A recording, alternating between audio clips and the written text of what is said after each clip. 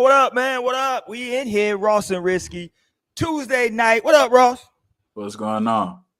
Man, you know what it do, man. It's my favorite time of the year. It's over, man. The NBA Finals is come and gone. The NBA season is come and gone. We into the getting ready for the draft and all that. A lot of movement. We're gonna definitely get into these trades.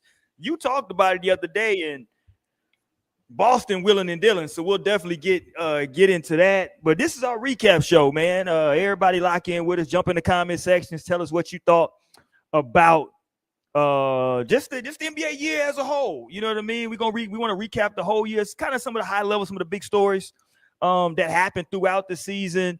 It was a whole lot, man. You said it on Sunday night show when we was kind of talking about the finals, Ross. You mentioned it seemed like the NBA season kind of kicked off, or people started really, really paying attention with the Luka trade. Like that was like everybody's like, okay, we finna, damn. So NBA has some ebbs and flows this year. I think we both graded it a C overall on Sunday, kind of looking back at it. But we're gonna do a deep dive. But let's start though first, Ross, with the celebration. OKC won the championship, obviously, had their parade. We're gonna get into the locker room celebration or lack thereof. But let's go first. Boys was still Holmgren was still faded. He was out there. You going in and out on the sound.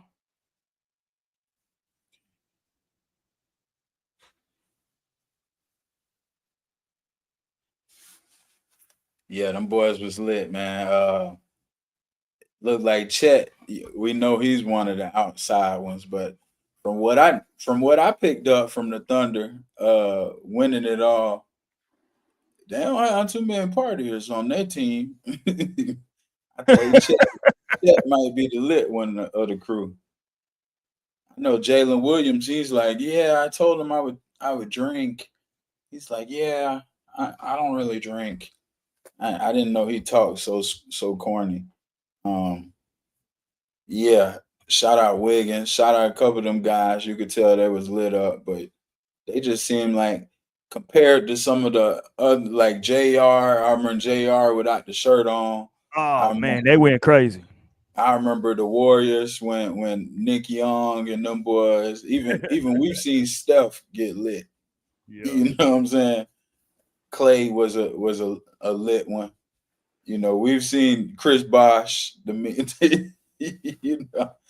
definitely didn't want another Chris Bosh side. Yeah, we've seen over the years guys get. I remember PJ Tucker was crazy. Yeah, he had a time. But here go Chet Holmgren though. Here go his submission for his little turn up, boy. He was still lit from the night before. It started with Clay, Sam, and Mark for believing in me enough to bring me here in the first place. Because without them, I'm never even here. All right, let me lock in.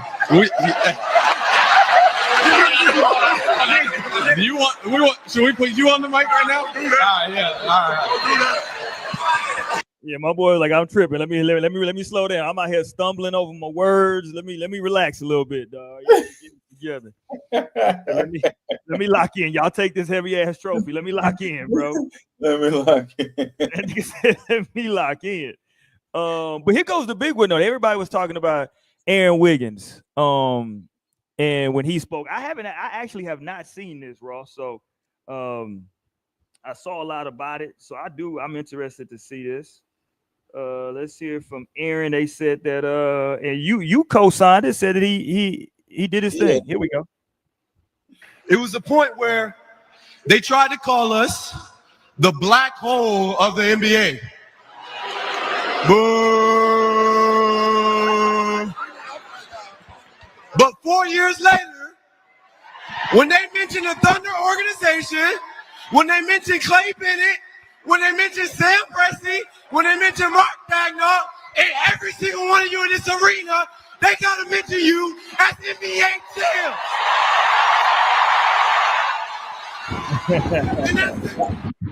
That was kind of a condensed one.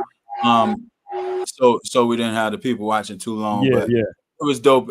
So on the full when he started off, he shouted out first all the stars who kind of built OKC.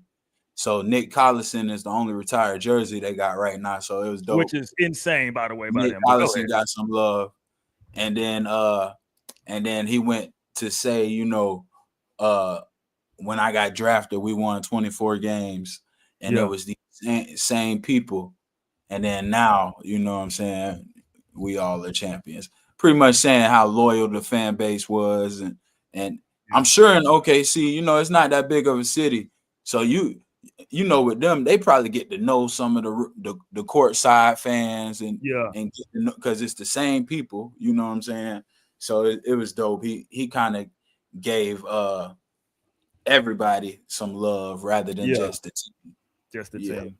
Now, you know me, I'm a Texan, so I have no love whatsoever for anything Oklahoma. So,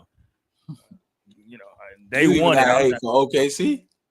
Yeah, I don't fuck with OKC. Hey, y'all, I just want y'all to know this another new Houston hat today. Y'all, there's two shows in a row. He done went and dug deep and found some old Houston hats. He's not a Rockets fan, y'all.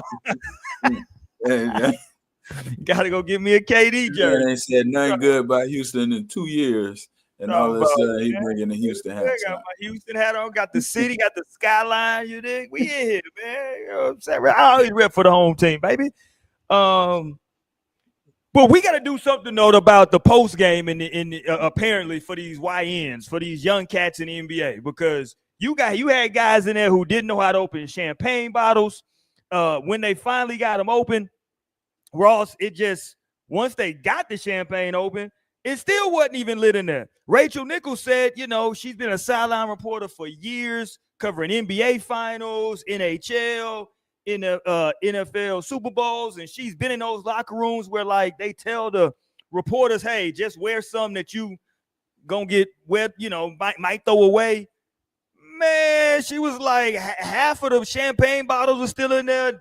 None of the beer basically was touched. Let's go to the immediately. This is at home. I can see on the road where maybe dudes ain't turning up in the locker room. This at the crib. You can catch an Uber. They got to shadow the team or have a ride for you. What are we doing? Yeah.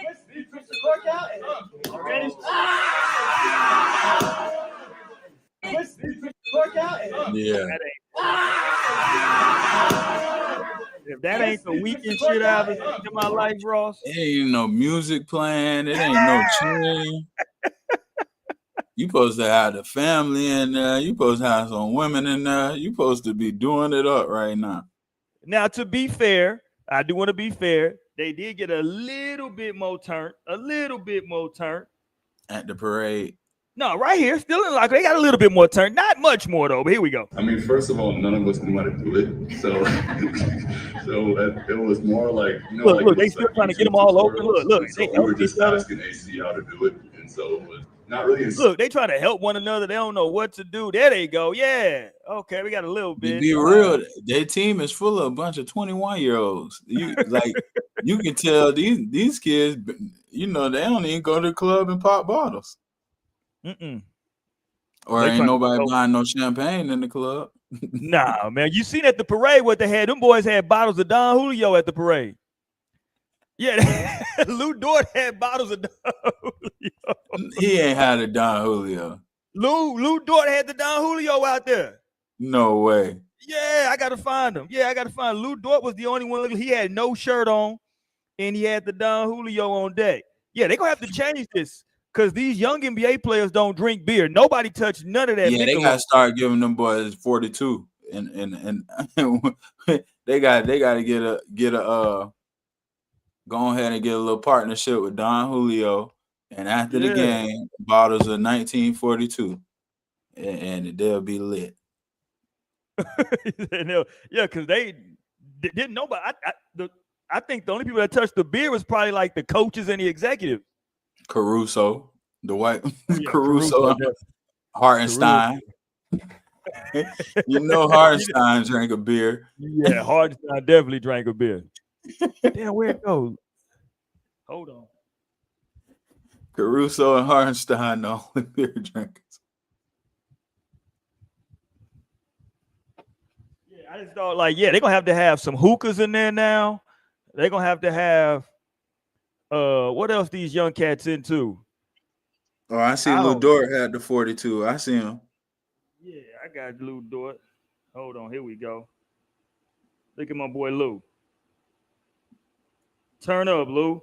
Lou out there turning up, no We got shirt the on. Haitian flag too. Lives can be changed today because Look at Lou. He got no shirt on. He got the flag hanging. Shout out to the Zoes out here. Look at Chet. Chet got his chain on with a wife beater. Jesus piece. Yeah. Yeah, it's going down out there. Hey, listen, you out there in that heat with a bottle of Don Julio, boy. Hey, listen. Yeah, all them regular dudes, boy. Make sure your girl ain't coming up with no whack excuses this weekend. Boy, they out there going crazy. Boy, you know it's out there in Oklahoma. Whew. Man, say, yeah. Shout out to them. They was having a good time, though, man. Definitely shout out to them. Heck of a year for them. And like you said, everybody's really young on the team. I saw something from I think Jalen said that this was like his first time drinking. Yeah, he's like, yeah, I'll drink. He got a little Michael Jackson in him. I don't know about him. I don't know. Hey. But it was a good time, man. What would you say though in terms of moving forward? Because all these teams are young now. Anthony Edwards would have showed them how to pop them damn bottles though. Had they won, had Minnesota won. Man, Ant would have had his pants sagging, no shirt on, talking crazy. Boy, he would remind you of Muhammad Ali. He would have talked so crazy. Ant, boy, I don't think it's in the cards for him to win yet. They don't want him to win. Yeah, he might not need a win yet. NBA, so we gotta change the script on him. He will show his black behind, boy. You know, Shay. You could tell he come from a full family. You know what I'm saying? Shay, he just went and put the shoes around his neck and he chilling. You know, he all calm, went and cheered with his pops.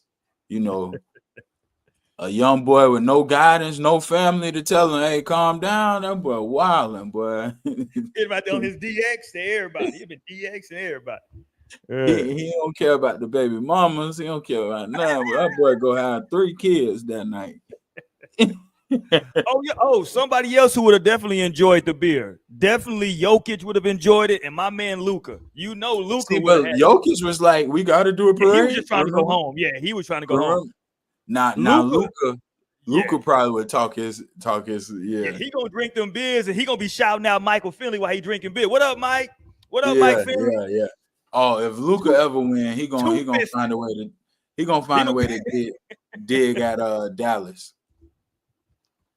Yeah, but the NBA definitely changed though. I don't know if it's any more outside of the foreign guys. I don't think any of the young guys in the NBA really drink beer. That's kind of like a older head. Who would be the latest team to see win? Like you would enjoy. In terms of like turning up. Yeah. If LaMelo ever won, he would show. We talk about Minnesota just because of Ant. I say if LaMelo ever won, he would show his behind. He'll never win, but if he ever did, that would be somebody that would be fun to see win. I'm trying to think. See, like, could you imagine Wemby? Wemby would be kind of like Joker. I don't know. How old is Wemby? I don't know if he can't even drink, can he? Wemby's 19. Yeah, he can't even drink.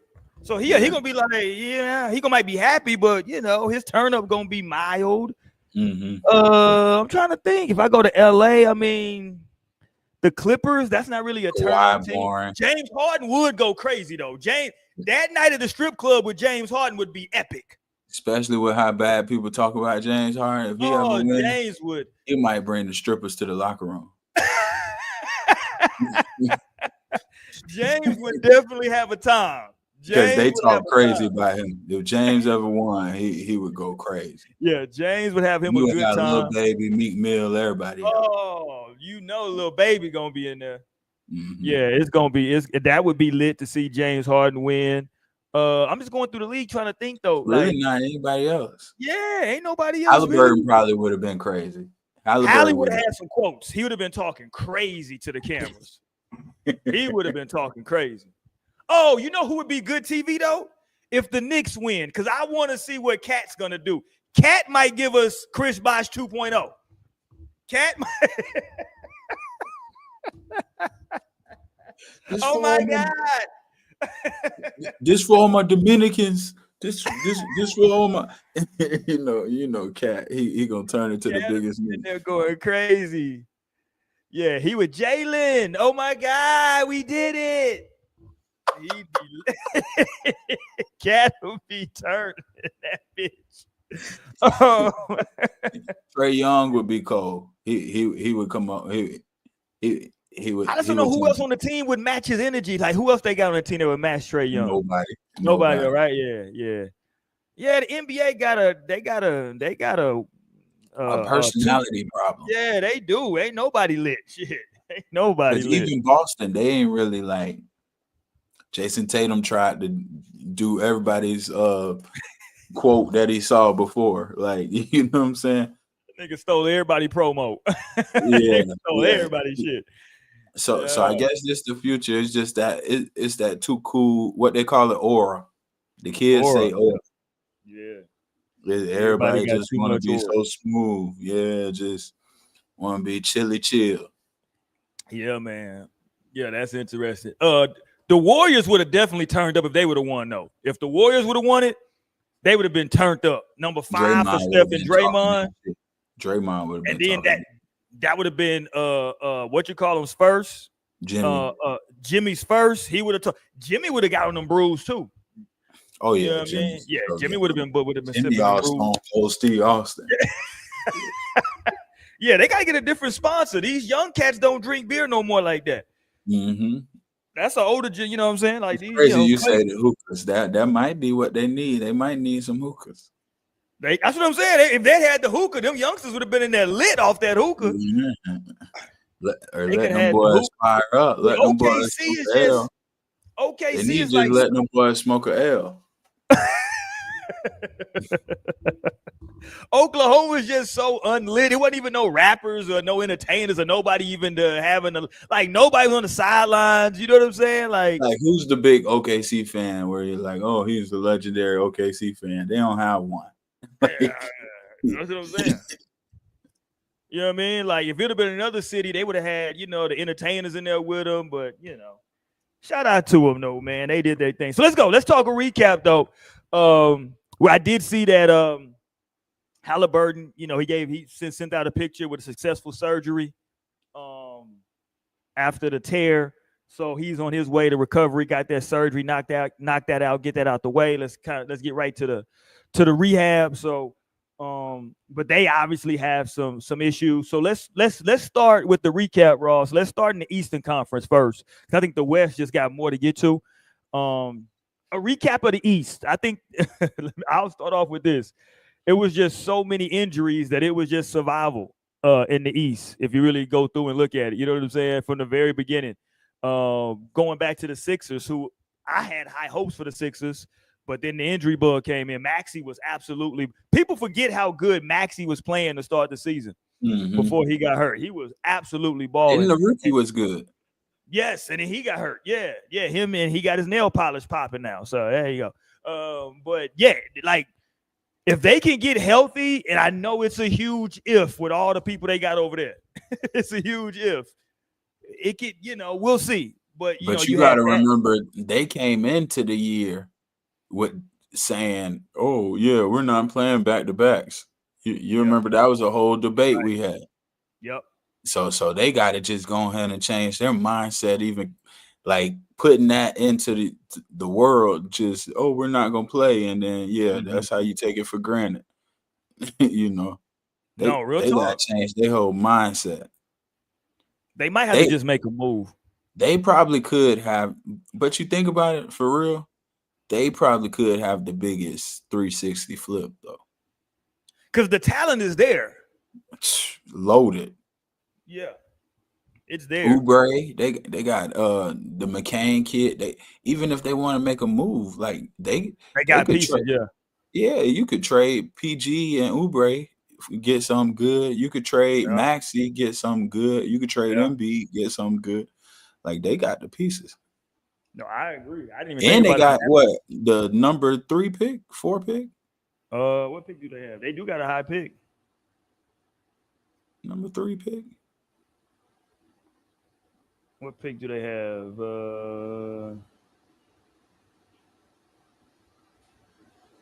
We got it. Yeah, they got the number 3 pick. So that'll be. I mean, that could be the Bailey kid. That could be Harper. Well, they say Bailey didn't work out for him though. Oh yeah, that's Which right. was crazy. That Okay, well let me. Do you go with one of the bigs? I don't. I wouldn't mind getting the big kid from. I mean, from Maryland. Yeah, putting him or if you think Joel's gonna stay healthy, just get another big. I might get the big kid from Duke. I actually like the big kid from Duke. Yeah, the big kid from Duke is a baller. He was. I like the guard from Texas. Okay, yeah. But you had listen. Ross, I'm gonna tell you what. Listen, ladies and gentlemen out there, if you're watching, y'all fans of the show, Ross has one of the wildest quotes of all time, where he be like, "Man, just get one of these Africans. They be just can run and jump." So I go to the gym on Sunday just to go. I was like, man, I ain't been just to go shoot in a long time. I'm gonna go just come in here and shoot. And I get there, and they in there. They got. It's nobody ever running 5s on a Sunday afternoon. This is like 2, 3 o'clock. They in there. It's like 15 people in the gym. They running. I'm like, damn. So I'm just kind of like shooting in between them, hooping. You know what I'm saying? And but I'm watching the game, and I promise you, I should have. I said, yo, Ross is crazy. Because I ain't never seen these dudes, and I always want to get a read in case I decided to play like on what these dudes can do. And it was like 4 Africans in there. They weren't the best basketball players, but they was all like 6'3-ish, and them motherfuckers was cut up and could run and jump like a motherfucker. I'm trying to tell you, boy. Hey, listen. They could do anything, Roy. Them boys. Hey, them boys could build you a house. They could play soccer. They could play basketball. They could go play baseball. I'm telling you, you teach them just the basics, and the athleticism go take it all where it need to go. Embiid played basketball for 4 years before it was picked number 3. Yeah. We saw his freshman year highlights. He was in high school, laying it up under the rim. It's like I just watched the thing. I don't know if you probably won't remember the name. He got drafted number 1 overall in '98, though. Michael Olowokandi to the Clippers. Yeah, Olowokandi, the Clippers. Yeah. So his story is he called because he went to University of Pacific. I think it was Pacific. He called them and said, "Hey, I'm 7 foot. I would like to come and play basketball." And they was like, "Well, hey, listen, you 7 foot. We interested, but we ain't got no scholarships." Well, he comes from a wealthy family, though. He's a Nigerian. I forgot what his family, though, but he comes from a wealthy family. And so he was like, "That's cool. I'll pay." You know what I'm saying? For like that first year. He's like, "All right, well, cool. You know what I'm saying? Come through." And they were like, "Hold on, this motherfucker can play." You know what I'm saying? And so the rest was history. But it's like if you 7 foot and you can run and jump, we'll try to figure it out. We'll figure every team right now. And one of them kids from South Sudan is projected to be one of the top picks. Oh, really? I didn't know that. Yeah. They got like a forward that's projected to be one of the top picks. Every team right now, I'm telling you, if you need a big man, go invest in one of them 6'10" to 7'1" Africans. They gonna come in hungry like they need to be. You know what I'm saying? Literally.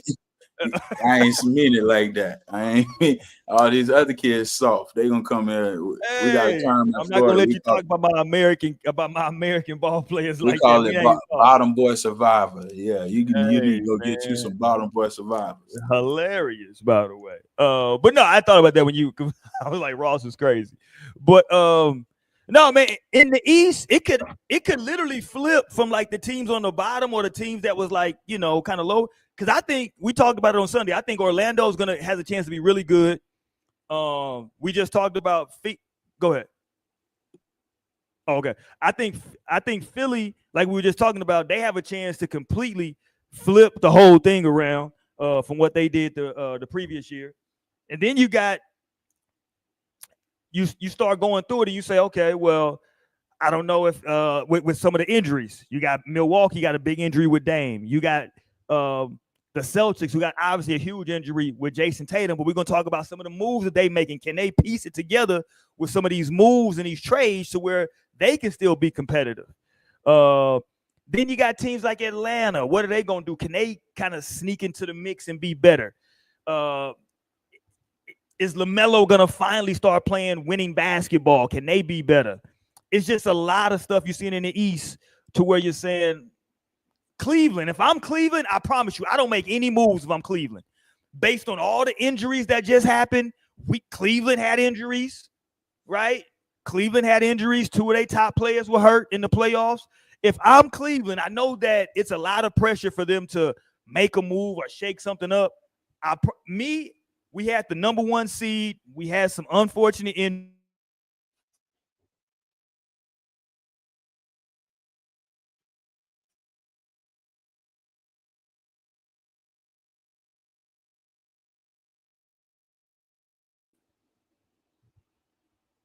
Damn, my back.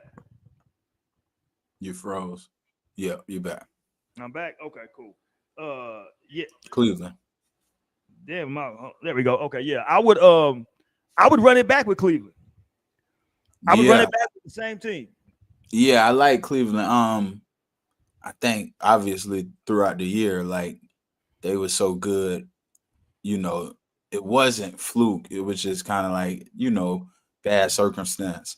So if I was Cleveland now, I would try to maybe improve on some of the depth. And then like if you was to make a move, it might be like add somebody for that second unit, maybe add a better backup, even though Jerome played all right, if you wanted to improve like your backup point guard, but I wouldn't do nothing drastic with the starting 5 or anything like that. Yeah, I wouldn't look to make any moves with so much going on. It's so now tempting, they did though. need a little bit defensively. Now if you Cleveland, hold on real quick before I say nothing. Now if you wanted to maybe because I don't know how long Jared Allen and I was gonna say that's the one player that I would look to move. If I would move anybody, would be Jared Allen. Right. Maybe kind of shake up that. Yeah. It would depend on what you can get for him, though. Like, what would you take for Jared Allen? Pause. Would you like a if 3-man? another team? If I'm another team? No. Yeah, right. Like, what would you be willing to trade, or who would be in the Jared Allen business if you're a team out there? Lakers. But it's nothing that they can give you. Who would you take from the Lakers? Rui? AR? I think Rui would fit in as a piece over there, but you already got, what's the kid they got from AR would fit in over there. If AR came off the bench for them, AR would fit in, but do you really want to trade Jared Allen just for, it's got to be, you know what I mean? Yeah. You would need some more. Yeah, but I'm with you though. Y'all wouldn't give AR for Jared Allen. No. We need the scoring. But it's teams. It's got to be a team that can use. Let me think. It's got to be a team that can use them. Boston. Yeah, that's got rid of Porzingis. I think they're gonna go to a different style of big, I think. Yeah, I can see that. It's teams that can use them. It just depends on if you're Cleveland, what do you want back? Do you want another power forward or a center back, or do you want like a 2 or a 3? Okay, like, what do you want back? They could get Pritchard from Boston for Jared Allen, and now you got somebody on that second unit. I would, Pritchard. If I'm Boston, I would definitely not trade Pritchard. But yeah, if I could get Pritchard, yeah, I would definitely. But I would need more. That's what I'm saying. Like Pritchard wouldn't be enough. It would be Pritchard, another player, and maybe a second round pick or something like that. Let me get that, because Jared Allen's no slouch. You know what I'm saying? He's gonna be a solid big for. He's gonna defend. He's gonna rebound. You're not gonna be able to throw it down there to him and just score. But I think he's a little bit. At this stage, I think he's better than Rudy Gobert. No, what do you think? Yeah, right? Better than Rudy Gobert, right? Same thing. They give you the same thing, but he's younger. Yeah, he's younger. And when he you know what I'm gets saying? caught on the switch, it's not as detrimental as Rudy. Yeah, Rudy be out there looking like Bambi when he get pulled out. Yeah, he'd be all over the place. So yeah, even okay, looking at this team right here, like I don't know if they bring back Hartenstein. Is Hartenstein coming back?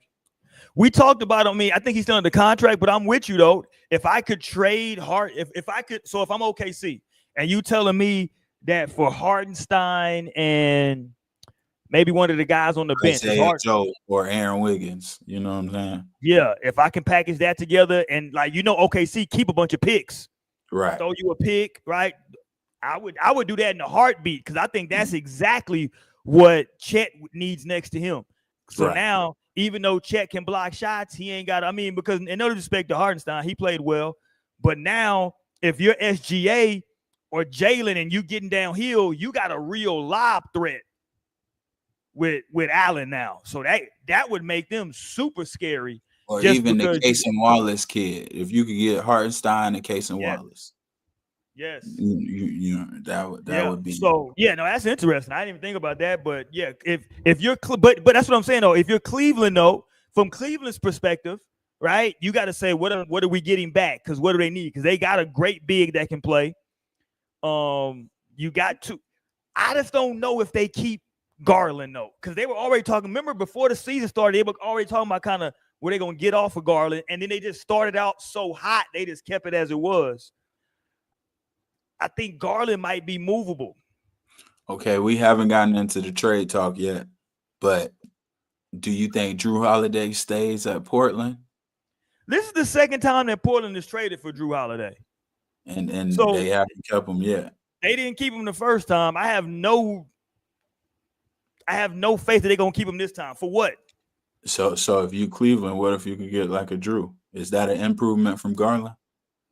I don't know if it's an improvement just because Drew Holiday is 35 years old now.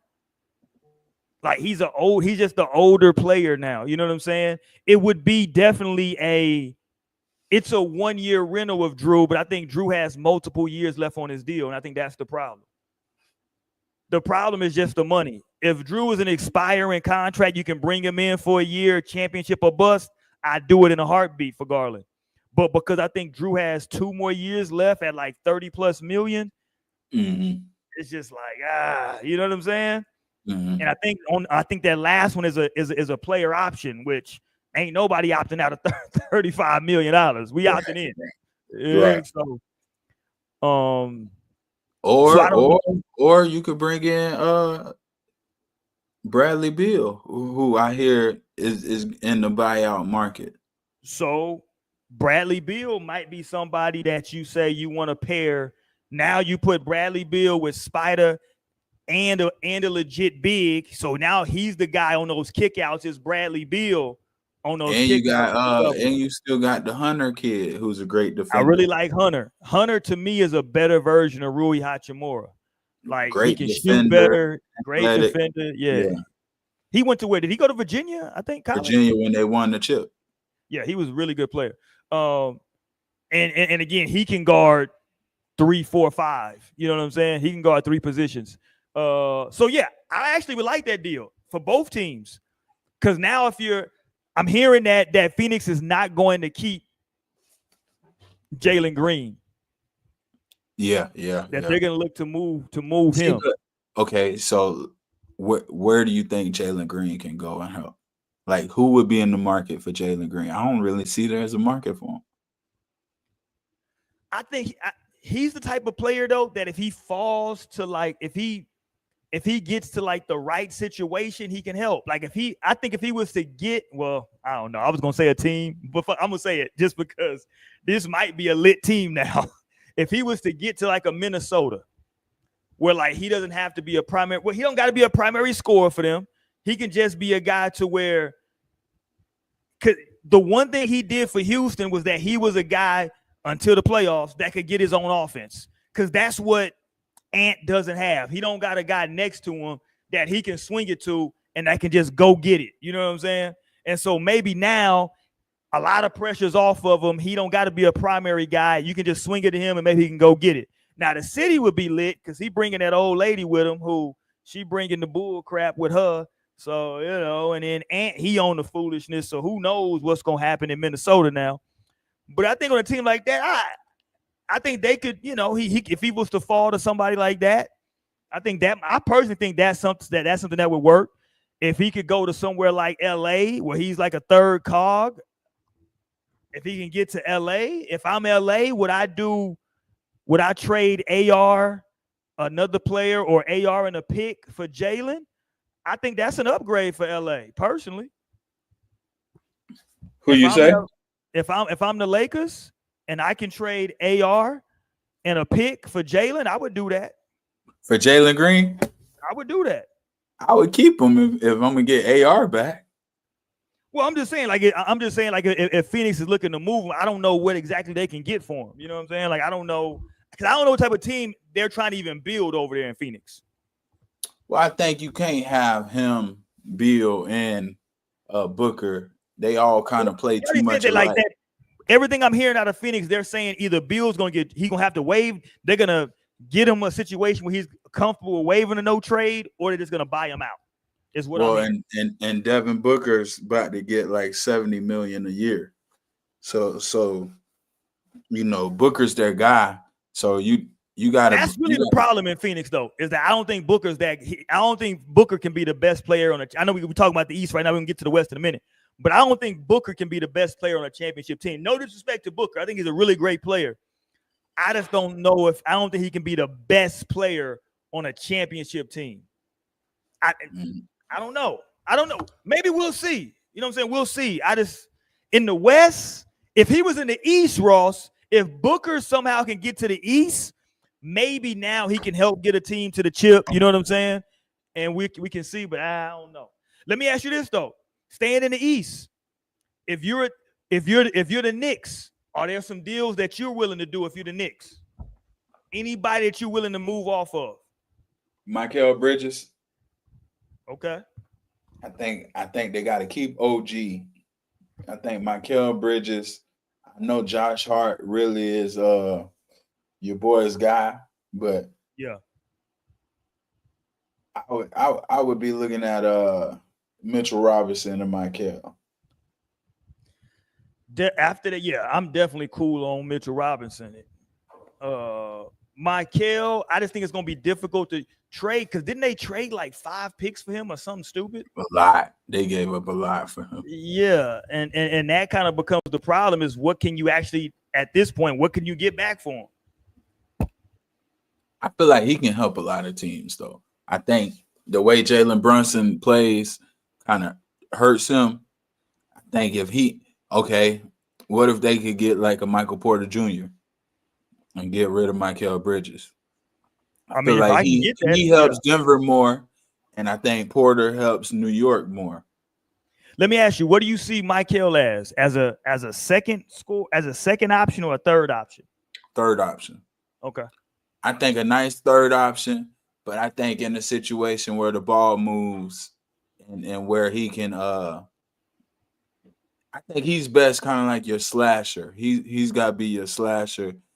He's good because he get a lot of back doors. Then you can't help off him too much because he got a little pull up. Yeah, you got to pause that. Yeah, you got to pause that. But no, you know what? You can't help off him too much because he got that little mid range pull up, that little floating shot. I'm not mad at that trade though because I think both of them might need to change the scenery because I think. To your point, Michael Porter Jr., I think the locker room is kind of cool on him. And so I think bringing in a guy who you don't have to motivate to play defense and to play hard. Who's going to be there every night, never missed a game. Yeah. I think that would go a long way in that Denver locker room. And now in New York, you bring it. First of all, I think Porter would love New York.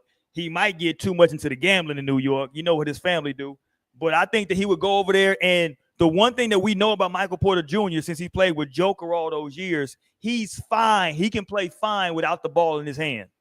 Yeah.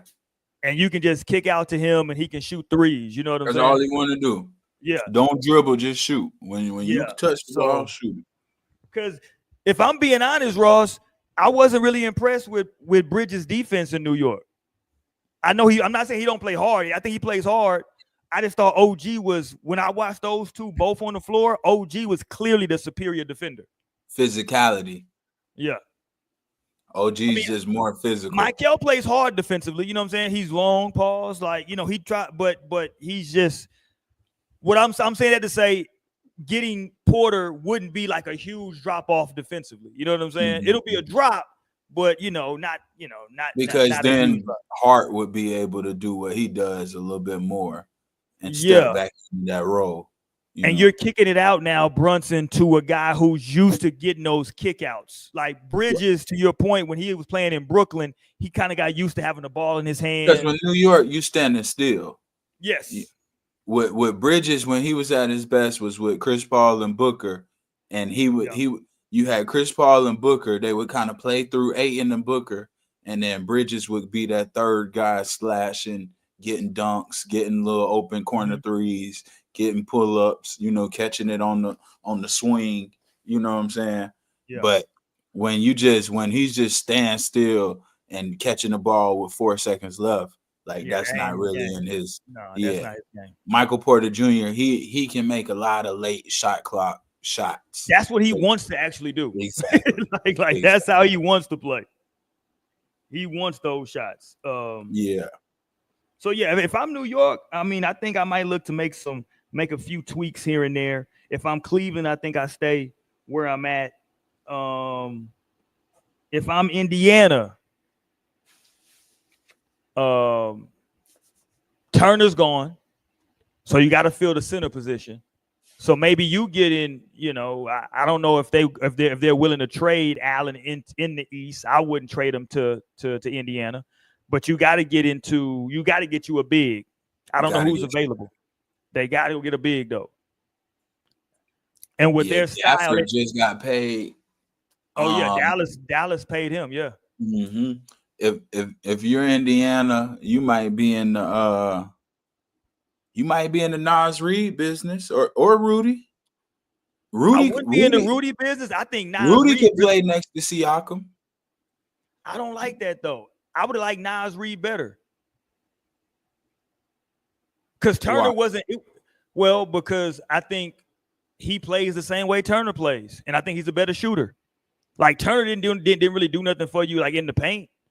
He was on you. We watched the finals. Rudy, he was getting like with Rudy, the way Halliburton and them guys play, it would do Rudy a little bit better because you got somebody who's gonna throw it up at you. I think with Minnesota, their point guard play has dropped off so much because Conley's old. Halliburton want to get in the lane and pass it. You know what I'm saying? Rudy was much better in Utah. Like Rudy actually played really well with Spider. Like those two play, because I'm beating my man off the dribble, and now here we go. Yeah.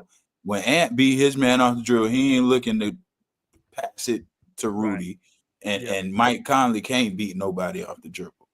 and yeah, that's a good point because to kind of piggyback on that, that's how the type of big that Rudy is.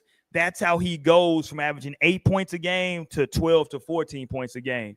Are those lobs? You know what I'm saying? Yeah, those lobs, those dump offs where his man got to come, or you're gonna shoot the floater, and then now you got the little pass to Rudy. And now he's averaging 14, 15 points a game to go along with 11, 12 rebounds plus the blocks. It looks way better. Yeah. You have to hand feed him 8 points a game. Yeah, you know agreed. What I'm saying? That's how that's how guys get paid. That's how Clint Capella got paid. That's James Harden. James Harden would make Rudy back to Rudy. Yeah. I mean, like even look at the year Zubac had last year because James Harden. Even the kid that what's my dude Collins or Collinson that played with Trae Young in Atlanta. He's in Clint Utah Capella. now. No. John Collins. John Collins, yeah, like he's a guy. Yeah, he's a guy that really benefited from playing. Right, I'm driving. I can throw it anywhere to you. You can go get it. You know what I'm saying? So those guys. Let me give you a guy in the East. It's gonna sound crazy. His domestic situations to the side. Bridges over there with the Hornets. I think he's a good player. He's obviously a hell of an athlete. He can play the 3 or a small 4 for you. If I'm a team, I would kick the tires to see what they want to do with Bridges, because they look like they're going with the youth movement, right? Mm-hmm. With Ball and with the young boy out of Bama. And he's still only, I'm looking, he's 27 years old. It seems like he's been in the league for a long time, right? And even last year would be considered like a down year for him. He averaged 20-7, 20-8. That's what I'm saying, bro. Like, he's a good basketball player, bro. Yeah, he can hoop. Wow, I didn't know he averaged 20 last year. Like, they were a bad team, but yeah. And look, and you playing with LaMelo, who doing all types of wild stuff. Plus, you playing, what's the young kid's name? Brandon. What is his name? Brandon Miller. Yeah, Brandon Miller, he's looking to do his thing. You got Rozier out there throwing games. It's all over the place. Is Rozier still over there? Who's over there? Rozier got sent to Miami. Okay, yeah, he in Miami throwing games now. Now Bridges' shooting numbers went down. He only shot 31 from 3, which is down the worst of his career. But I don't think you want him shooting threes though. Like I want him. But he's up to 88 from the free throw line, and he's giving you 20 and 8.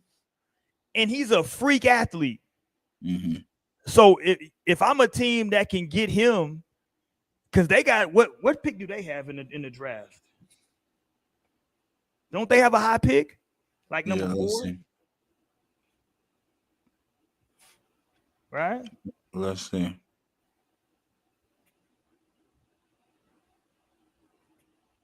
It is? Yeah, they got 4. Yeah, they got the 4th pick. So they're gonna get another young cat. So they going youth. So I would inquire about him if I'm a bunch of teams. If I'm more, I don't know if Orlando has any pieces to get him. But you know where I would like him going? What's that? See, I don't want San Antonio to do another big move. I would like him going to a team like San Antonio. Now you got a point guard, you got a big, you throw him in there, you keep Vassell, and you have 2 freakish athletes. My God, yeah. You keep Castle and Vassell, and you have him at the 3 with Wemby and. The only thing that you would need, though, if you're at that point, if you're San Antonio, you got to go find some shooting. Yeah, you got to go find some shooting. But my God. But Harrison, people forget, Harrison had a great year last year. But I think he would probably be the one that gets moved. But when he was already in Charlotte, though, right? I think he was already in Charlotte before. So they probably won't want him back. So if you can keep Harrison Barnes, they probably want somebody else. Damn, I would hate to give up the rookie of the year. They probably wouldn't want the rookie of the year because they're getting a number. I give because Keldon's got to go. Keldon's got to go. Yes. Sohan, he kind of played better. I think Sohan's going to end up going, and then Chris Paul got to go. Chris Paul's gone. Yeah. Man, I'm thinking about it now, and I'm like, damn, if I was Boston, why ain't they kick the tires on that? Yeah, especially with, I think that's what Boston's doing though. That was a good move by getting Simons. I love that. He's not a better player than Drew Holiday. I don't know, Ross. I don't know. You know, he's an Orlando kid. He's from here. I don't know if he's like Simon. This version right now of Drew Holiday. That's what I was going to say. Like, for what he can give Boston. He can give him more of a scoring punch. Now, obviously, can he score? Yeah. Now, defensively. Yeah, defensively he's lacking, but I think what he gives you offensively, because what he does for you is this. If they can keep him, because I think his contract is expiring at the end of next season. So I don't know if they're going to re-sign him or not. But what he would give you potentially if they do re-sign him is now, how the hell do you guard Tatum and Brown? Now, I don't know if they're going to keep Tatum and Brown both, but if they do, how do you guard those two now? Because now, for the first time ever, we got a legitimate guard that we can throw it to, and he can go get it on his own. They've never had that. They had Marcus Smart, right? God bless Marcus Smart. He's a defender. That's not what he does. They've had White, and they've had Drew Holiday. Drew Holiday, when he first got there, could still do that some. People forget those Drew Holiday years with the Pelicans where he was an all-star. He was a 20-plus point a game guy, plus locking up. He just can't do that anymore at this age. And White, I think they can probably still keep White, probably, right? But, man, if they can get a young cat like that who is – people forget he's an athlete too. If he get – not only can he shoot the ball, if he get by you, he going to put you in the rim. Yeah, that's the best thing about him. Yeah, he a legend out here. Shout out Anthony Simons, man. I don't know what Portland's doing. I got to be honest with you, Ross. I don't know what the hell Portland's doing. It's two teams. Portland, I don't know what Portland's doing. And let me give you one more just to stay in the East before we get to the West. I have no clue what Brooklyn is doing. What they do? They paid Nick Claxton. Oh, no. Forget who they paid. Forget who they played. Brooklyn this year, and people are saying it like it's a good thing. Brooklyn in this draft, they got the number 8 pick, the number 19, the number 22, the number 26, and the number 27. Like, this ain't no deep draft. Like, yeah, they got to make some trades with all those picks in this year's draft. Mm-hmm. And who the hell do y'all have to package with draft picks? Like y'all don't even got assets to where y'all can like make. They got some because Nick Claxton can help. They got okay, but who I like. Go ahead. Who I like over there, I would be trying to get Cam Johnson. I like Cam. I like Cam. I think he could go help. Like if he messed around and went to the Lakers, Cam would help. But my thing is though, I think they would be looking for a big move, meaning because why? Because they have 1, 2, 3, 4, 5 draft picks in this year's draft. Yeah, there's no way they're going to draft 5 players this year. So they got to be looking to move those picks. But what are they going to get? The young shooting guard, Cam Thomas. I like Cam Thomas. Hey, he's a bucket. Okay, but who are you looking to get? That's if Cam Thomas could go to Golden State, he needs to go to Golden State. He's a bucket. Who are you look? But that's my only question though. Cause I had when teams acquire all these picks, certain teams when they get them, they become dangerous. Like when OKC got all those picks, I said, man, they dangerous. They got because people forget OKC still got a bunch of picks. Mm-hmm. They got a young team. They just won the chip, and they got a bunch of picks. Mm-hmm. They got a great front office. With this team, I don't know what they're trying to build in Brooklyn. I have no clue, like, what they're building around, what they're building to. This ain't a deep draft. So if I'm a team, I don't really want to jump up to number 8. Y'all got the number 8 pick. That's not a good player. So if you look at him, I got him pulled up. Claxton, he makes 27. He's 25. He made 27 million. Cam Johnson made 23 million. He's 28. D'Angelo's 28, an old 28. He makes 19 million. Old 28. Melton's 26. He made 12 million. That's it. Everybody else on there getting less than 10 million. So they really cap-wise, they have the cap. They good. And the dudes aren't on bad contracts. Like D'Angelo made 18. That's about what D'Angelo gonna make. So right. They really they got some like Melton can help. Melton can help a team. Cam Johnson can help a team. Claxton can help a team. I don't really know if anybody wants D'Angelo, but like they are in a position. I think it for them is getting somebody to agree to come there. I think all these guys are like taking the power in their own hands now.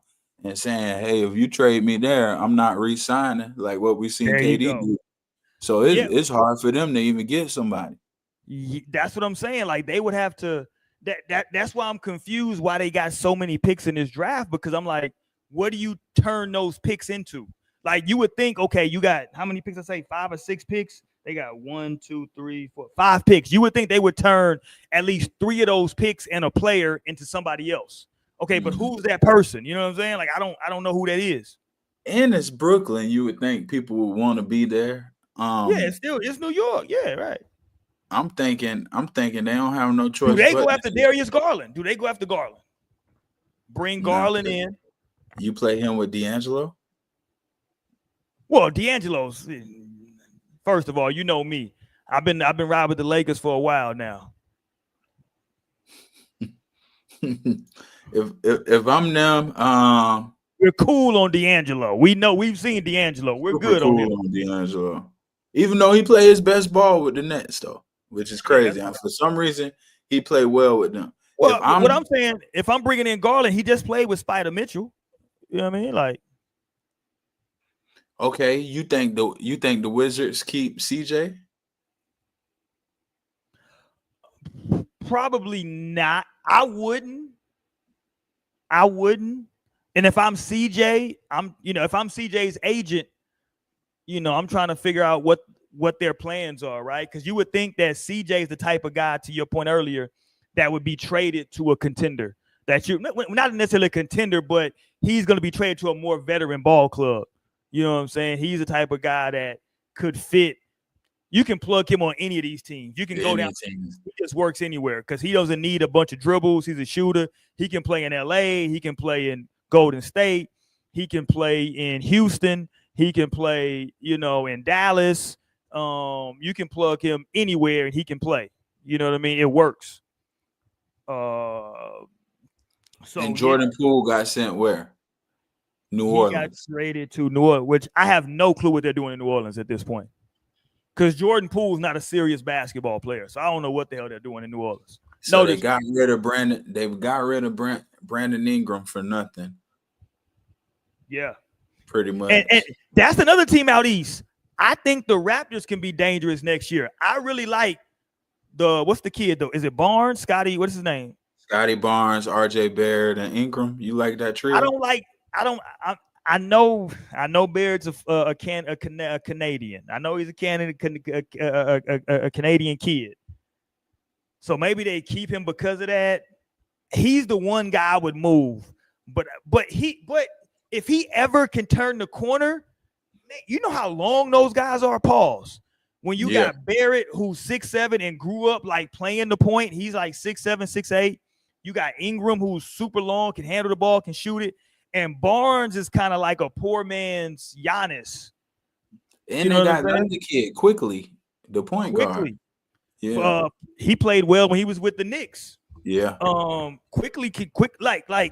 Quietly, Toronto's building a nice. So I get what you're saying. At least you can see the direction with them, with Portland and with Washington. No clue what the other teams are doing. Yeah. Like Brooklyn, all these picking, like, what are you doing? Like, I don't understand, like, what's even happening right now? You know what I'm saying? Like, what are they even doing? So I have no clue what they're doing over in Brooklyn. Anybody else in the East before we get to the West, Ross? Your Magic. We talk about your Magic. I think, do your Magic make any moves, or do they kind of stand where they are? For us, if we were to make a move, I would look at possibly putting. They break the brothers up. No, I like the brothers together. I think Jonathan Isaac can help some teams. I think Wendell Carter might be the one who might be out of there. Wendell Carter. And don't forget, I know we're gonna talk about the trades later, but Kristaps Porzingis is technically in Atlanta now, so he's gonna be he stays in the East. Oh, that's where they sent him to Atlanta. Yeah, he was part of the trade. Yeah, so we'll get to the whole trade stuff later, but yeah, he went to Atlanta. So Atlanta got Kristaps Porzingis and a second-round pick. Brooklyn, talk about Brooklyn, they got Terrence Mann and the number 22 pick. Boston got Niang and a second-round pick. Yeah, I think Boston is just clearing up cap room. They had to clear up cap room. They had too much money they were spending. Because you just back-to-back years made the richest man in the league. Yeah. So they were just one team we didn't mention in the East that might be really good: the Detroit Pistons. Ross, so we go to the West. The Pistons. What do you do if you're the Pistons? You think so? Man, I think it was a little bit of a fluke. Schroeder played well for them. But Schroeder always plays well, though. He's never going to be bad wherever he goes. He's going to be solid. Yeah, but they might go to the second round. I don't really see that. Schroeder's the new Jackson. Remember when Jackson, what's his name? My guy, what's his first name? Played it, started off in OKC. Where's the goggles now? What's my dude's name, bro? Reggie Jackson. Reggie Jackson, yeah. Schroeder's the new Reggie. Remember when like Reggie Jackson would just show up, come off the bench, and be just instant offense? I think Schroeder is like the new Reggie Jackson. Like wherever Schroeder goes, he comes and makes an impact. He gonna do his thing. Because he plays so hard. Yeah, you're right. Like he gonna do his thing. So, but I think Detroit got a good young nucleus. You don't think so? I think Detroit's. You got to believe in Cade Cunningham, first of all. I think Cade Cunningham, when I look at him against his contemporaries, I think he's right there with all of his contemporaries. I think he's right there. I think he's below some of the high. I think he's below, obviously, the Anthony Edwards and those guys, but I think he's above the rest of the fray. He's somewhere. He's like that middle guy. Really? You don't? I like Cade. I do. I like Cade. I feel like they put a lot on his name. That's not. I get it. They was one of the most improved, but they put a lot on his name. He's just to me. Okay. You taking him over Paulo? No, hell no. But you know how I feel about Paulo. I think Paulo come next Olympics is gonna be the best American player in the world. Okay. So I got a lot of. I think Paulo is going to be looked at as better than Anthony Edwards come next Olympics. So I got a lot of respect for Paulo. For about 3 years. Yeah, that's what I'm saying. So I got that's how much respect I got for Paulo's game. Like I think Paulo. Listen, people don't understand. Paulo is 6. People act like Paulo is 6'7". 6'10". Like, yeah, he's 6'10" doing this shit, bro. Paulo is an absolute monster. And like 250. Yeah, he's a monster, bro. Like, yeah, and like, 19. They don't get it. I see Paulo. That's why I'm like, yeah, he's gonna be the best American player come next Olympics. He's an absolute monster. I just think when I see Cade play, he's 6'6". He handles the ball. I think he's a really good player, especially after watching this finals. I wasn't blown away by SGA or by Halliburton. Cade just don't give me killer though. He don't. Okay. He don't. I got to see a little bit more. I don't disagree with you on that. I don't disagree with that. But I'm looking at their roster though. So they got. I mean, look at what they got. They got Malik Beasley, who always gonna be a shooter for you, right? Tim Hardaway Jr., who we know can shoot the ball. He played really good with Luka, so he don't even need. He kind of like we just talked about with Michael Porter Jr. He don't need the ball at all. Just swing it to Tim Hardaway Jr. Those was the pickups. It was Beasley, Hardaway, Tobias Harris, and Dennis Schroeder when it changed that whole team. And those were guys that we looked at as, like their time was coming to an end. Don't forget, they got the other Thompson twin over there as well, who can play. That was a great draft pick by them. Yeah, they got the other Thompson twin over there. And then you got a enforcer in Stewart. Yeah. And Jalen Duren. Duren had a better year. Yeah, he's a solid, good young big. You got some pieces over there in Detroit, is all I'm saying. It depends on what you feel about Cade. That's what I'm saying. Like they're gonna go as far as Cade's ability can take him. You know what I mean? So if you don't think Cade can take him far, it is what it is. It's gonna, it's gonna have a ceiling. Do I think Cade is gonna be better than Banchero? No.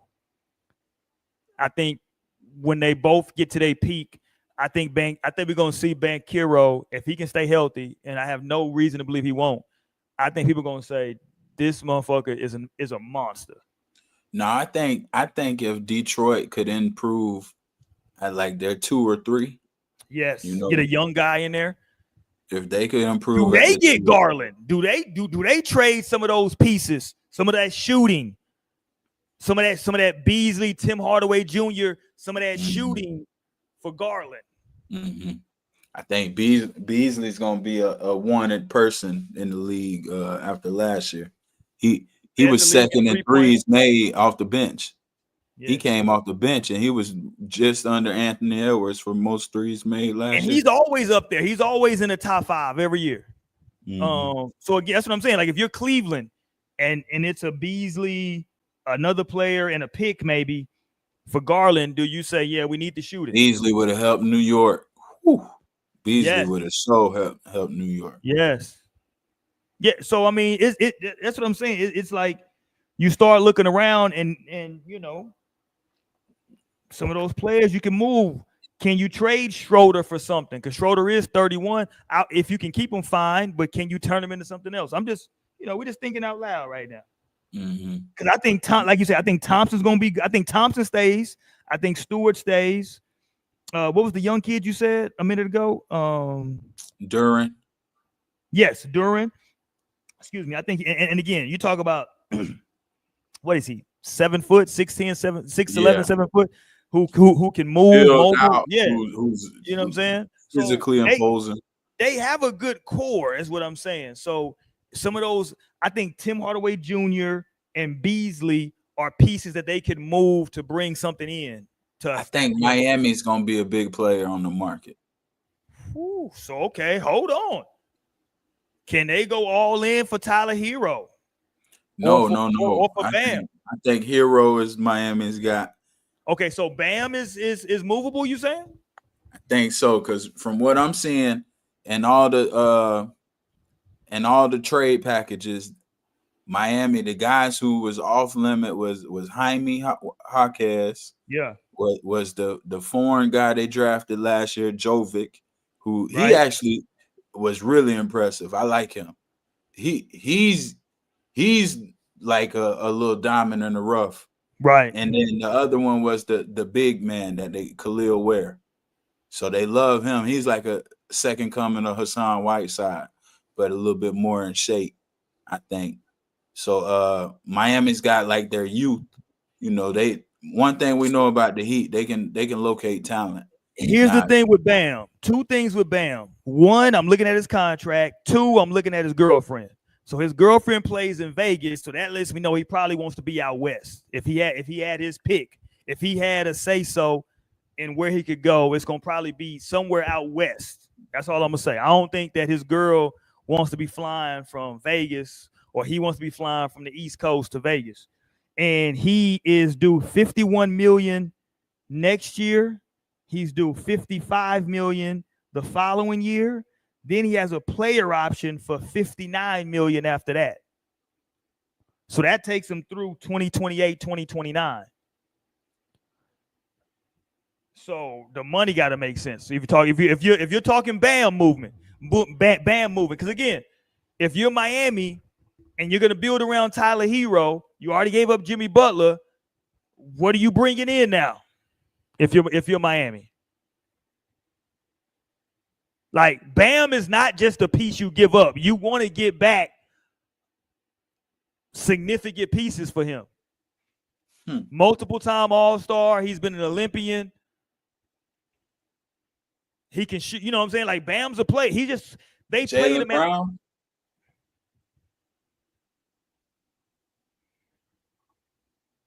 That's interesting. Because, you know, me, I always want to trade guys away from the conference, but I'm higher on Jaylen Brown than most people are. Well, Jaylen Brown, I think Jaylen Brown, he got to be making just as much as Bam is. I'm with you, and I think he fits Heat culture in terms of like the working hard, all that. Because I would love to see Ja, but I think Pat Riley ain't gonna rock with Ja. Oh no, because no. Ja will lose his mind in Miami. No. I think Jaylen Brown, with how he rolls, even though we've seen him pop out with some bad ones. You know what I'm saying? Jaylen Brown did have Bernice and the Kaiser girl. So, I mean, he's got a hell of a resume in his young career. With the shit. He with the shit. We've seen him rapping and stuff, but he's such a smart guy, and he's so calculated in how he comes out, you know, how he presents himself. Like, you never see him kind of the one thing I always hated? I hated that Justin Winslow didn't work out in Miami. He's a Houston kid. Shout out to Houston. Yeah, Justice Winslow. I really wanted him to work out. Too. Man. They liked him. Yeah. He just really, I think he was just a little bit undersized. I don't think so. I think he overseas now. Yeah. I just think he was a little bit undersized. He never developed the right though. He was like Julius Randle, but at least Randle developed a jumper where you had to honor that. If you can only go one way, you got to be really, really good. You know what I'm saying? You got to be. It's crazy. Did you see Tyrese Halliburton's shot chart? He All to didn't the make right. one bucket going left. Yeah. Everything was to the right. He didn't make one bucket going left. Yeah. Yeah. That's crazy. That's crazy. Yeah. But yeah, Bam, where we say? Bam to where? Oh, you were talking about Boston right now. Bam for Jaylen Brown. Now the internet is saying Bam to the Lakers. Now I don't know how that I won't works. acknowledge that. I won't acknowledge that. So the only way it works is it would have to be Rui and AR have to be in the deal. Both of them have to be. Have to think. There's no way that Miami would even consider it without Rui and AR.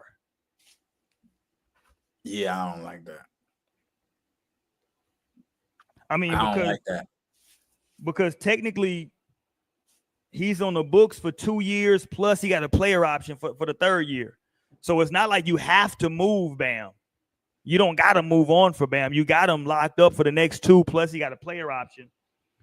But if they just want to move him, what do you give? The writing is on the wall that he's kind of undersized, and for Miami, you got the good years out of him for when you had him for a bargain, but now he earned his money, rightfully so. But now you kind of like have reached your ceiling with Bam, like with him being their second best player. I don't think. Let me ask you a question, because this is going to determine on where I go. Do you have any faith that at any point Zion is going to be able to sustain health? I hope so, but no, I don't think so. Because I'm just saying Zion will be kind of like Grant Hill, how we look at his NBA career. I think Zion's going to at least had, but Grant Hill had at least had some years where he was like, you was like, oh, like we ain't never seen no year where like I know he made an all-star team, but Grant Hill had some years where people was questioning, was he the best player in the league? And Jordan was in the league. But he stole a lot of money from my Orlando Magic. But he did, but they signed him because they thought he was gonna be able to get healthy, and that ankle just never really, you know what I'm saying? So I think when I say Grant Hill, I'm talking about the potential though. Gotcha. I think Zion, or we'll say like Brandon Roy, you know what I'm saying? But what I'm saying with Zion, though, the only reason I brought him up because you're talking about Bam. And if you're Miami, right, we know what they do with the conditioning and all that, and you say, hey, we've talked to Zion and his people, we think that he's committed, we can get him healthy. Zion for Bam, you don't think Zion's a better player with more upside than Bam? I think he's got a little bit more upside than Bam. Yeah, but I don't see it working. I'm with you. I don't disagree. I'm just throwing it out. You know what I'm saying? I'm with you. I don't know if I would do it either, but I'm just trying to figure out if you're trading Bam, what's something adequate that you're getting in return? What about Sabonis? You know me, I just think Sabonis has a very defined ceiling. I like Sabonis. I think he's a really consistent player, but I know he's going to give me 18 to 20 points, 9 to 10 rebounds, and that's it. I just know that. I know that's exactly what he's going to give me. He's going to give me no more than that. So, you know, and he doesn't give me what there. You know what? Shout out to UD. Miami doesn't have a UD anymore. They got it, you know, because if you're going to get a Sabonis, that's fine, but Sabonis needs a UD next to him. Right. You know what I mean? Because you need something over there. You know you need to go get a dog. Whoever they get back has to be a dog. Yeah, that's somebody who we got to all keep around, because I think Bam could be a needle mover if he went to the right. 100%. Because of the intangibles. Oh, if he went to the right place, Bam could be a needle mover. If you're Brooklyn, we talked about Brooklyn a minute ago. Do you give up some of those players and picks for Bam? I would do it if I'm Brooklyn. I don't know if Miami would do it. Cam Johnson and Claxton for Bam. I would do it if I'm Brooklyn. I still got picks. Miami, I do that too, though. That's what it just feels like. Miami wants to move on from him, So, it's gonna be what it's gonna be. Yeah. It's gonna be what it's gonna I think Jaren's another one we gotta watch out for. You think they're gonna move on from Bane and Jaren? I think Jaren's gone. Okay. I think Jaren was a little disappointing. I mean, hold on. You say he was disappointed. Didn't he? What did he make this year? Or shoot, we gotta talk about Miles Turner too, though. Miles Turner is gone. Yeah, but we talked about him all finals. He lost money though. He lost money in free agency. Well, actually, hold on. Carlisle came out and said that's a priority in the offseason is re-signing Miles Turner. Oh, if I'm in the East, if I'm Cleveland and I heard that, I'm happy as hell. Oh, I'm so happy because that's going to hamstring the Pacers moving forward. So that means the Pacers are no longer a serious contender moving forward. Oh, I'm happy if I'm Cleveland.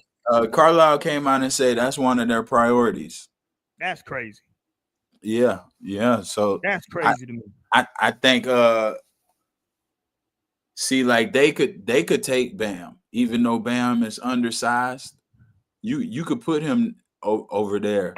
Agreed. And that could be scary. And then I'm looking at Jaren Jackson. Man, he got a real, based on the money that people are making now. Next year, he's due $23 million next season. And then the following year, so he signed through 25-26. The following year, 26-27, he's an unrestricted free agent. So he's going to have the power in his hands. Oh, I'm not going to re-sign if y'all bring me. Yeah, so if you Memphis, you might have to if you're talking to him and he don't feel like he's going to resign, you got to make a move. Mm-hmm. I can see him going to the Lakers. I can see that being y'all's guy. And again, we giving up Rui. We giving up AR. Nah, I would like that over in Memphis. I think that would go good next to Ja. I would like AR with Ja hyping him up. We don't need somebody with an AR nickname in Memphis. Every time he scored, Ja gone. Can you imagine these Negroes wearing this AR-15 jersey in Memphis? Oh, with the AR-15s on them? These Negroes in Memphis, that's gonna be the slide and all the sliders, that's gonna be their jersey. When it's time to slide, put on that Austin Reeves. That AR Lord jersey. have mercy. No, don't do it. Hey, Adam Silver, you gotta veto that. You gotta step in. Well, shout out Austin Reeves. Just going back to our conversation we was having about Memphis and if it's safe or not. Austin Reeves say he can still walk around and people don't quite notice. He just looked like your average white man. So Austin Reeves might be cool. Yeah, Austin Reeves is super. He gonna live in Nashville. That nigga ain't tripping.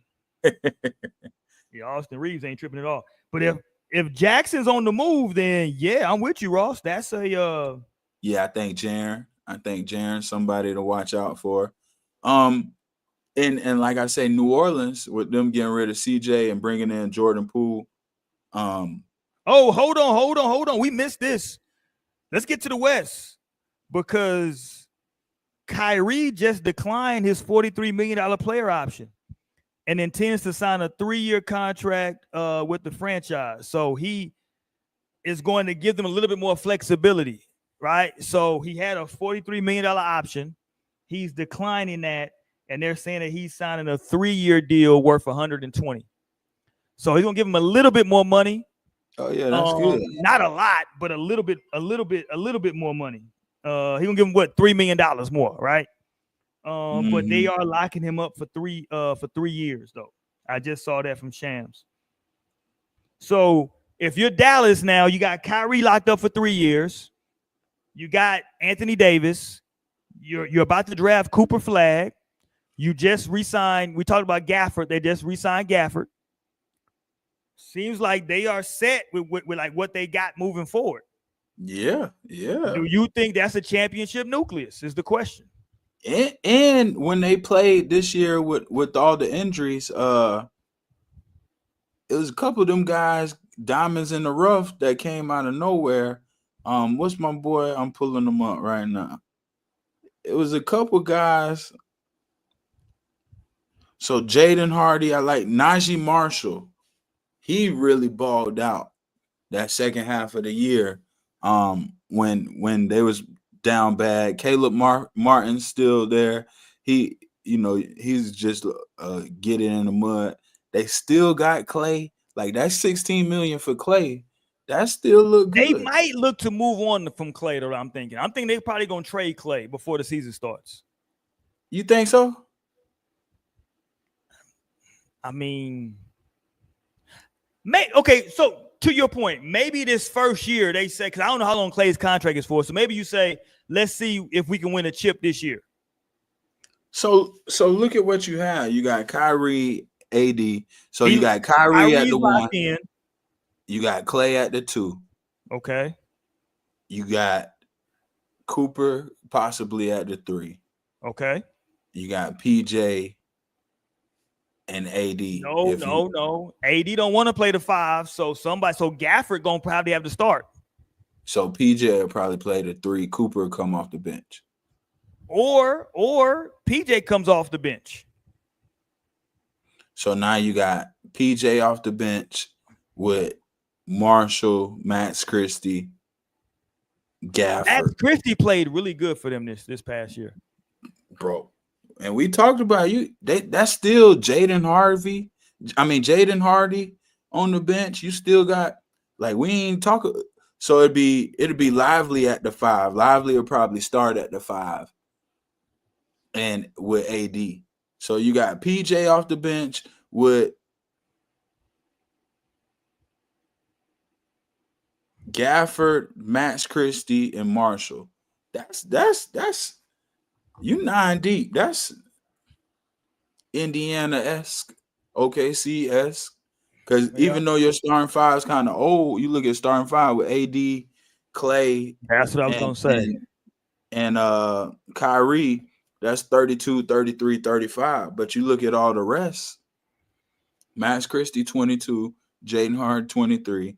Cooper's going to be 19. PJ's 27. Gafford's 27. Lively's 21. But that top 3, though, they got a long injury history between AD. Well, see, Kyrie, that's where the coaching is going to come in. I would like to pull a Popovich and play them 30 minutes a game. Okay. Don't let them go past 35. Somewhere between 30 and 35 minutes a game. Kyrie and AD, I would really put them kind of like how San Antonio does with Wemby. I would put them on the same type of regimen. Let them sit. Even though we talk bad about it because I guess we're media now, and you don't like these guys sitting out these big games. But like coaching wise, like those guys, they have a reason. When you bring in Cooper Flag, you can let Cooper get his feet wet some games. I think you want to see Cooper just kind of figure it out. Right. And then I think by the playoffs, now you can run it with the vets. I wouldn't even be surprised if you maybe sat Clay and brought Clay off the bench. I know kind it of didn't brought work. me around on Dallas. I was saying I don't think Dallas is a contender, but you kind of brought me around. I think Dallas, like what I'm seeing now. I mean, obviously, guys got to stay healthy, but Dallas. Well, just think about the playing style of everybody. Like Max Christie is a guy. He gonna come in with energy. Marshall is a guy, he can catch and shoot, or he can kind of create with the second unit. PJ's catch and shoot. Caleb Martin is a 3-and-D. Here's the problem, though, because I'm looking at them against OKC. They have no answers for AD if he just decides to post up. They have at least right now, they have no answers for AD. The problem would be, do they have enough defense at the guard position? See, I'm looking at that. I think that's where Hardy, Christie, and Marshall, they gonna have to be.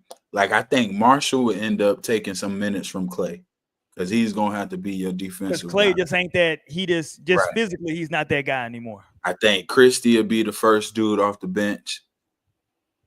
Because you gotta think though, even though they don't really have no guy you can really sick on them and say, okay, we got a Lou Dort where we're gonna throw him on you and you Yeah. they do have enough bigs and they can block enough shots to where if you just funnel them to the bigs, because Gafford, Lively, and AD all can block shots. That'll be interesting.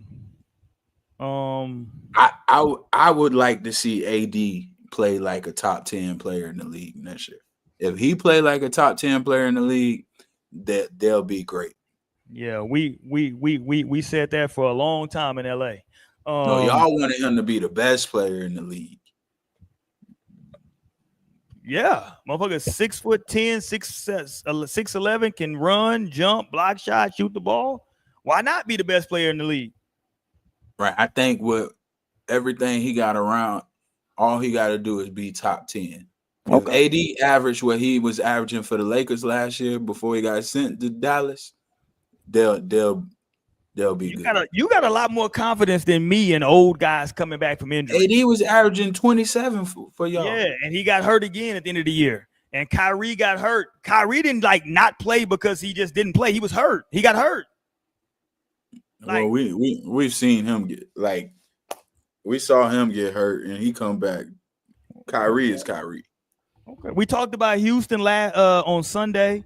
We'll see if they make any additional moves, but you think Houston is a contender? I think they're outside of contendership personally. The Lakers, I think they need at least one more big move. They need another move. I don't know if Luka and a 40-year-old LeBron ain't enough. I don't think they have the draft cap. They don't have the draft picks or the players to move around. So I just don't see them at this point. I don't see them as a serious contender. Denver, you talk about the Denver Nuggets, the year they had. We talked a lot about Michael Porter Jr. Jokic is apparently going to do this every single year until he decides that he's done. They may need some stuff around them. Now they got a brand new coach this year, or at the end of the year they got a new coach now over in Denver. What does Denver do? Because I don't know how this coaching philosophy gonna be, what the style is. You know what I'm saying? So it's kind of sight unseen at this point in Denver. So I'm looking and okay, so I got the free agent list, and it's not too many high profile guys, but I'm looking. So, for example, for a team like Denver, I would go look at like Nickeil Alexander-Walker. He's an unrestricted free agent. Okay, I think. Malik Beasley, unrestricted free agent. We talked about him. I like them too. Larry Nance, unrestricted free agent, but he's like a lesser Aaron Gordon, I think. Yeah, he getting a little longer than two. Yeah, I Boucher, we've been talking about him in Toronto for a while. Boucher. Unrestricted free agent. Bagley, unrestricted free agent. I'm kind of down on Bagley though. Bagley was a disappointment. He was.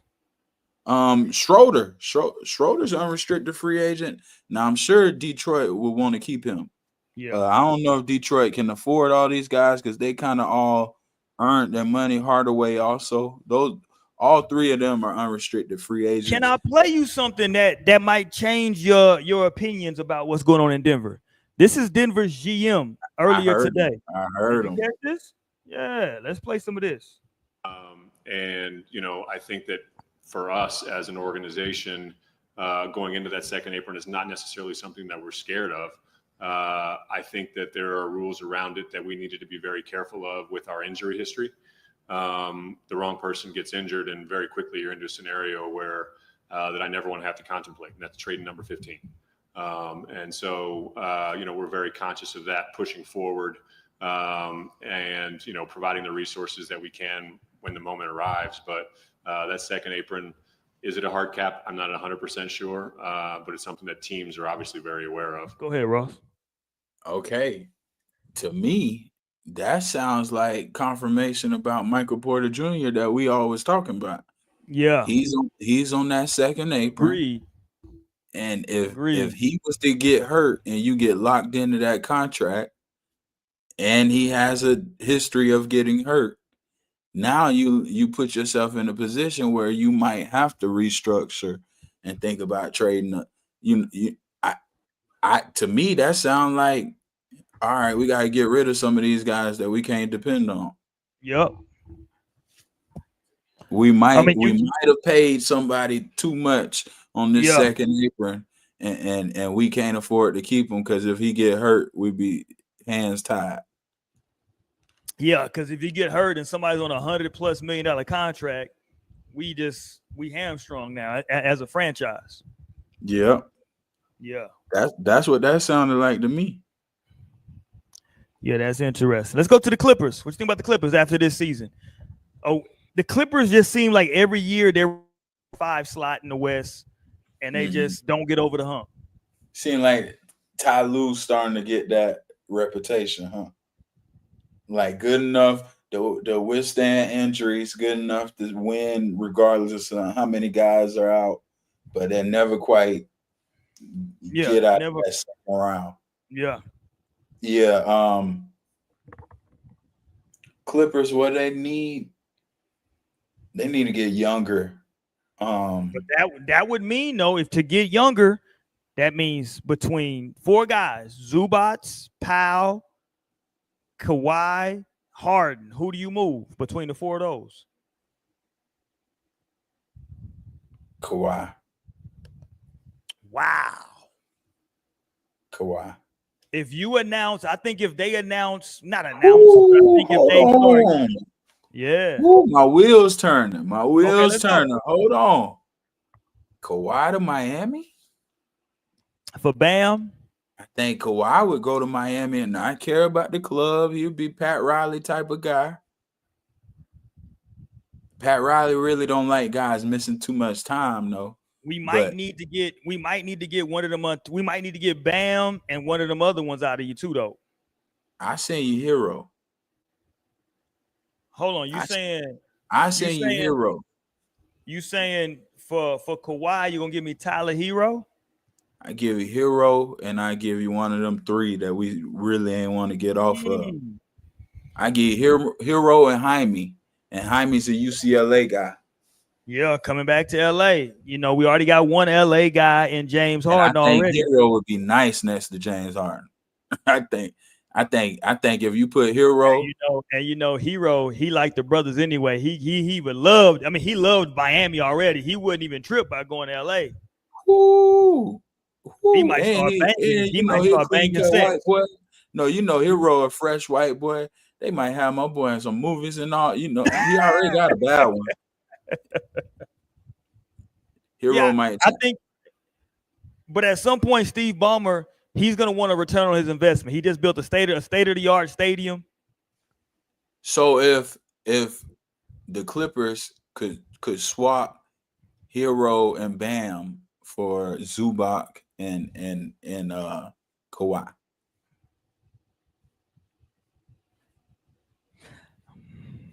So hold on. So if I'm the Clippers now, I got Bam, I got Hero, I got Powell, and I got Jimmy Harden. It depends on how good you think James Harden is. I've never, even when he was in Houston, I'm a Houston native, I've never been the biggest James Harden guy. Harden's playing great for the Clippers, though. I've just never been the biggest James. I mean, he played great for Houston. He was getting 50-point triple doubles. I just never thought when it mattered the most, I'm on my Max Kellerman. Right, but now you got a guy next to Harden, and Kawhi was that, but you got a guy next to Harden. Hero wants that. Okay. Hero won't that big shot. He ain't running from it. You got a go-getter in Hero who can average 23 a game easy. You got Norman Powell, you can close your eyes and write 20. You got James, who can give you 20. You got Bam, who can give you 18. Yeah, I mean, listen. I think the problem with the Clippers, I'm not to just jump on this narrative, but I think is they still never was able to find like that 3-4 guy. Like the Clippers needed a Harrison Barnes. Instead, they always kept a Nick Batum. Same thing when they had Matt Barnes. Same thing when they had Wesley Johnson. saying like they never was able to find the right athletic 3 guy. Never that athletic 3-4 guy. It should have been Paul George, but he fell in love with his jumper. You know what I'm saying? But it like an athletic 3-4 guy that can still if they could get Bridges. There you go. That's a piece where they don't got to give up no core. Maybe you can trade some pieces, a pick, and bring in Brit. Yeah. Or even if they could get Porter would help. Porter next to Kawhi or James Harden, just because I would trade Powell and another player in the pick for Michael Porter. Because now you're getting him in the corner instead of Nick Batum. You know what I'm saying? Yeah. So maybe Batum, Powell, and a pick. Batum needs to retire. Batum needs to retire. He Batum seems like he's been in the league for a long time. Yeah, I think if you're a Clippers fan, you just need to something got to happen. Unrestricted free agent next year, Russell Westbrook. Does he return, or is it time for Russ to hang it up? Man, look, I got a lot of respect for Westbrook. I do. I got a lot of respect. I would love to see Westbrook win a chip. Westbrook's problem is that he's going to play like Westbrook no matter where he is. Like, he just only knows how to play like Westbrook. And I don't know where he fits at this point. I don't know. You know what I'm saying? He wasn't horrible for Denver, but when it mattered the most, you know what I'm saying? Like, you need a guy like Joker's your guy. You need him to kick it out to a guy who can make a shot or do, you know what I mean? It's just, I don't know. I don't know where he fits. Does he fit back in OKC? Chris Paul, year 20. Does he return or he retires? He talking like he gonna come to LA on like a minimum deal. You like that? No, not at all. We already old. We don't need a bunch of old guys. Mm-hmm. Yeah, it's just a bunch. I like him with the young guards. I would like Chris Paul to continue his run and mentoring these young guards. Chris Paul should do like Rondo did at the end of his. And it's crazy they had beef, and they but Chris Paul should just go from team to team, partner up with these young guards, and hopefully he can get them one. You know what I'm saying? I don't see Chris Paul or Westbrook winning a ring. I don't think they're good. I also think they're going to be in the positions. Do you think both of them retire? I think Harden, Westbrook, Chris Paul, I think all three of them finish with no ring. So, and today, right now, another guy, Malcolm Brogdon's an unrestricted free agent. I'm cool on Brogdon. We saw that injury history. Boston brought Brogdon in and immediately got his ass up out of there. I'm cool on Brogdon. He played well. What was he at? Where did he play well? In Indiana, I think he played well. Yeah, I'm cool on Brogdon. LeVert, Luke Kennard, any of those can go contribute at one of those teams. LeVert had a brief moment where like he was kind of sought after, and then I think he kind of settled into a role. You know what I'm saying? So you like Schroeder? Schroeder's the best on that free agency. I'm saying as far as who can go help somebody right now. I think if you need like a solid backup point guard, I would bring in the Schroeder. You know what I'm saying? If you need that's like somebody's gonna be solid, I would bring him in. But you would go for that before you go for a Chris Paul or Russ at this point. I think it would depend on the team. So here's what I mean. Like if I'm like the Lakers, I don't need Chris Paul or Russ. I would take Schroeder, even though Schroeder's been there before. I just think Schroeder got more left because I think they need more. But if I'm like, let me think at the West. Let me look at the West again. If I'm like, if I'm Minnesota, I would take a Chris Paul or a Westbrook in place of Mike Conley. Well, Mike Conley is gone. Like, I think Chris Paul is better than Mike Conley has been the last 2 years. I think Westbrook is better than Mike Conley has been. That's all I'm saying. I'm saying if we're going to replace Mike Conley. Russ can't shoot, though. I would take Chris Paul because at least he can knock it down. Exactly. Chris Paul can at least knock I it mean, I'm down. not saying Mike Conley could shoot over the course of his career, but lately, you know what I'm saying, it's been hit or miss. I'm just saying, like, if I'm Minnesota and I'm moving on from Mike Conley, and I need a veteran backup point guard, I'm gonna move DiVincenzo into that starting lineup. Okay, if I can bring in Chris Paul, if I can bring in Westbrook, I wouldn't mind that. Mm-hmm. But I think they got, I think they got a Naz Reid problem in Minnesota though. Why? I think that they're in a position with Naz Reid, much like Denver, to where it's like he's so good, like the talent is there, like you don't want to move on from him, but he really doesn't give you, you know what I'm saying? It's like the talent's there, but I think them trading for Randall set them back, because for a guy like him, you gotta think about it. To go undrafted, to working your way to win a 6th man of the year, and then they get rid of Cat, who, you know, at the point we was comparing Naz Reid and Cat. We were saying they really don't lose none when they bring in Naz Reid. Right. You got rid of Cat, and then y'all go bring in Randall, now I'm behind another guy who's not as good as the guy that I was behind, that I was out playing. So for Naz Reid, you kind of like played with him a little bit. Yeah. You know what I'm saying? And you kind of like play with him. So like it's a lot of politics and how they can Minnesota move on from Randall. So with Alexander Walker, he's unrestricted free agent. Is Minnesota gonna let him? He gonna go get a bag. He gonna go get a bag. Go get a bag. They ain't gonna be able to match, because it's gonna be a team that's gonna throw a lot of money at him. But they got Terrence Shannon and Dillingham. Yeah. Same thing with the Rockets, where they got the rookie that, like, people forget that the Rockets drafted a top 3 rookie that didn't play last year. Yeah, they drafted Shepard, who was a 3rd overall pick, who they didn't even play, who went to the G League for a couple of games, lit it up. When they let him play in the NBA, he played well. But that was when guys kind of were banged up. When guys got healthy, they didn't put him in. So yeah, it's some of these teams out there, like you said, with Minnesota, they got a kid. Every time I've seen him play, I'm impressed with Dillingham. Every time I've seen him play, I'm like, yeah, he can hoop. So they might be okay with moving on, but we'll see. Minnesota was a 6 seed. They go 7 seed. Golden State finished in the 7th seed this year. I think Golden State is just too old, Ross. I think they got to get younger. Yeah, I think Golden State needs to go after Cam Thomas, Cam, the other Cam Johnson. They need to go get younger, get some more young talent.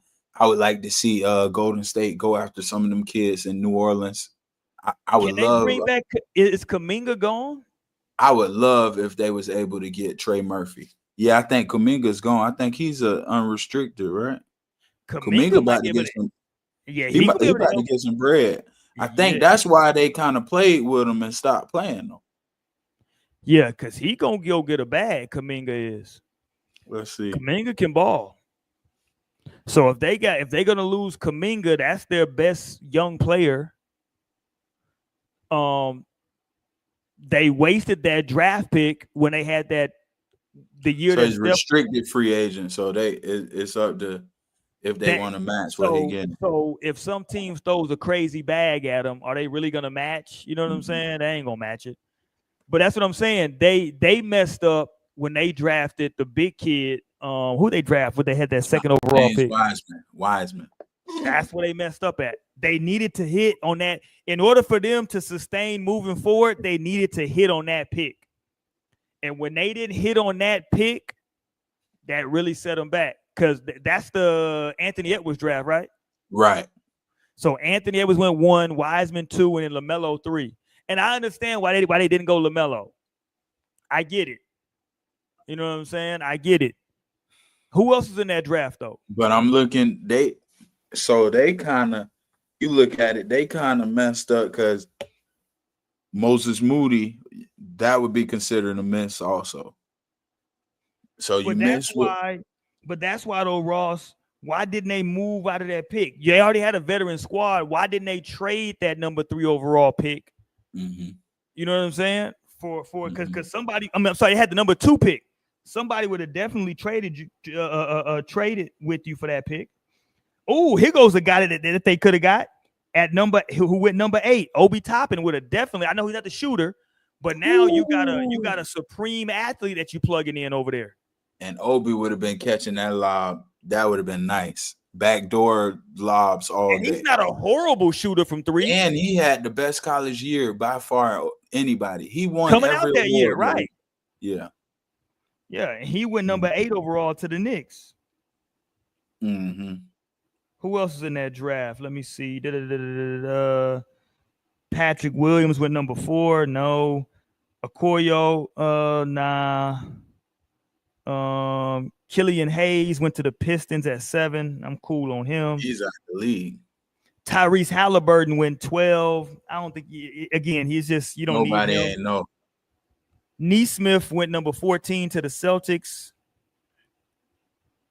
Yeah, this was a whack draft. Yeah, you get down to Sadiq Bey and Precious went 20.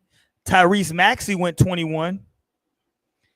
Yeah, so maybe the only person that they probably could have gotten, again, to your point, Obi Toppin, who had a great year in college that year. Mm-hmm. And he would have really fit what they had, because at that point they still have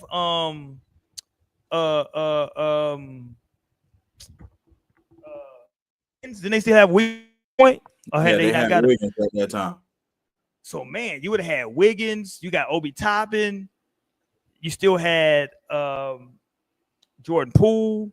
Like, you know, Obi Toppin is a guy that you don't got to draw no plays up for. He's proven to us now in Indiana he knows how to play basketball. I think he would have been really good over there. And he's a tough kid. He's not a soft kid, so he wouldn't have been tripping on that shit with Draymond. Yeah, nah, he wouldn't have at all. He would have swung back. That's them. Memphis finished 8th this year. They already got rid of Desmond Bane. So they made that move. You think they may be getting rid of Jaren Jackson as well. So totally obviously building around Ja. I think that's a mistake to build around Ja. Not because Ja's not a great player. I just think Ja is now, he's in his 5th, 6th year? What is it? Well, how many years has he been in the league? About 5 or 6. And I think he got an injury history. The way he attacks the basket, falling. He's 6 foot tall, 6'1", 160 something pounds, falling down like that. I don't know how that he can stay healthy. I don't know what they're going to do in Memphis now. Yeah, if I'm Memphis, I try to just add some shooters around Ja. I think they was best when they had the shooters. When Bane first emerged, they had a lot of guys who could hit. If I'm them, I go after some. If I'm them, I kind of go after some of those guys that the Pistons can't afford. On that free agent list, Hardaway, go after those guys. Kind of take that same road of rebuilding, kind of like how Detroit did. If I'm them, Phoenix, we talked about them a bit. They finished in 11. Yeah, I think they got a Devin Booker problem. Portland, we haven't talked about Portland. They made some moves recently. We did talk about them a bit because they talked about, are they going to keep Drew Holiday? I don't know what they're doing over there in Portland. I truly don't. Yeah, I mean, it seemed like Chauncey's getting a bad shot, right? They're not really giving him the chance to prove himself. When you have a top 3 pick, you really got to hit on that guy. No disrespect to Scoot Henderson, but you know what I'm saying? Like, let down. He was supposed to be a super athletic guard, and Jeremy Grant. A lot of teams should be reaching out for Jeremy Grant. He could help some teams. He's another veteran player who's kind of got better over there. Yeah. If I'm Miami, that's one of the guys I'm going after. Last 3 teams in the West: Spurs, New Orleans, and Utah. Let's go Spurs first. We think they got a good core with the 2 guys, obviously Wemby, and now they just brought in, excuse me, They just brought in a great point guard, I can't say a veteran point guard at this point. In De'Aaron Fox, still in his 20s, but been around for a while now. Got him, paired him with Wemby. Still got the Rookie of the Year coming back as well, who's a hell of an athlete. If they can get, they got Harrison Barnes right now, so we don't know if they're gonna keep Harrison Barnes or they're gonna move on from him. I wouldn't be mad if they kept Harrison Barnes, just because I look at him as just a professional basketball player, right? Like, he's gonna be solid. He's gonna do his job. You know what I mean? Like, if you move on, fine. If you keep him, fine too. You know what I mean? So I'm interested to see how they look, because Wemby is really a cheat code. You know what I'm saying? He's really a cheat code. So if he can stay healthy, and if De'Aaron Fox can continue to do what he was doing in Sacramento, we'll see. We'll see what they can do. We talked about New Orleans a little bit. I have no clue what they're doing in New Orleans. They just brought in Jordan Poole. They got a lot of pieces. I like Alvarado as a backup. I like Herb Jones as a 3-and-D guy. I like Murphy. I think a lot of the competitive teams should be, trying to pluck those guys, because they got some good guys. I think Zion just puts them in a bad position when your best player is just never available. Never healthy, yeah. Yeah. Just never healthy. And then finally, to end it off, the Utah Jazz. They are just years away from being competitive. Utah Jazz, yeah. They've been a shitty organization since they lost Darren Williams. Yeah, that's a fact. I mean, Spider Mitchell and Gobert, they had a year or two where they kind of gave them some hope, but yeah, that ran out quick. I'm with you. Yeah. So I don't know. Let's get to some trades before we get up out of here, Ross. Let's take a look around the NBA. We got some new faces in new places already. Let's go back to your Orlando Magic. We talked about them before. You know what I'm saying? I like this group, Ross. I ain't gonna hold you. I like this group right here.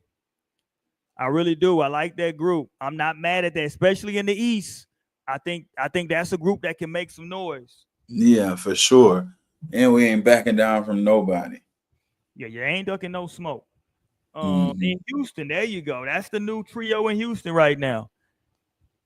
You got the Thompson twin, you got KD, and you got Şengün. Those are the top three players. Plus, you still got a veteran point guard, obviously, over there. You got other people. We talked about Reed Shepherd. You got Smith. Yeah. So you got pieces. So they still got pieces over there. That's the Houston Rockets, obviously, with a huge move. That's the biggest shoe to drop, is the Kevin Durant trade, because he is Kevin Durant. Although my only criticism is he's 37, 38 years old. I just don't know how effective and efficient he's going to be at that advanced stage. No disrespect, KD. Boston and Portland made the move. We talked about this earlier. Kid from down there in Florida. I think Anthony going to Boston, man, that's a hell of a pickup. He's on an expiring deal as well, so that helps you twofold. You get to see what he can do. If you like it, you can bring him back. If not, you don't got to re-sign him. You can just move on, and you free that cap space. And next year they're playing with kind of like house money. Yes, because Tatum's out. So yeah, because Tatum's gonna be out at least most of the year, if not the whole year. So maybe if they're playing good and now Tatum comes back after All-Star break at some point and maybe can work his way back in, you never know. You know what I'm saying? Because I think, to your point, Ross, I think Anthony is really, really. People don't get to see him play because he's been playing in Portland. He can hoop, bro. He can score. He can shoot the ball, and he will dunk on you. He's a really good player. I think the fans in Boston are really gonna like him when he shows up in Boston for him. But shout out to Drew Holiday. I don't know what the hell this move was about. I don't know what happened with this. I don't know what the Wizards are doing. I don't know what the Pelicans are doing. They just traded people just to trade them. Yeah, I don't know what. That don't even look right to me. It don't even. Yeah, I don't know what's going on. Washington, we might need to move the Wizards from Washington. Washington just is a mockery down there. You trying to take the whole team? Washington is a mockery. Yeah, it's definitely not. It's not. It ain't dope. It ain't cool. I tell you that. Yeah, not at all. New Orleans, they got some talent, I don't like Jordan Poole, but they got some talent. But Washington, for CJ, I can't imagine him being there. Like, I can't imagine. No, Yeah. I'm with you. I don't see it.